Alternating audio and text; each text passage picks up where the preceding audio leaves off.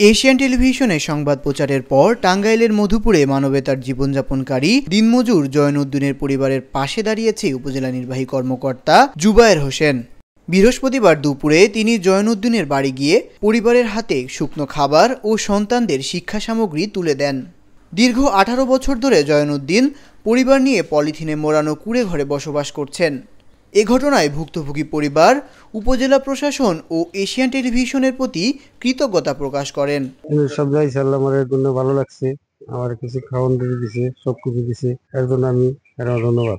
অনেক কিছু দিছে আমার, আরো অনেক কিছু দিবে, একটা অটো রিক্সা দিবে চলে খাবার জন্য। যদি এটুকু করে যায় জানি আমি ভালো হতে পারি। এশিয়ান টিভির সাংবাদিক, সে আমার জন্য অনেক উপকার করলো, অনেক ধন্যবাদ।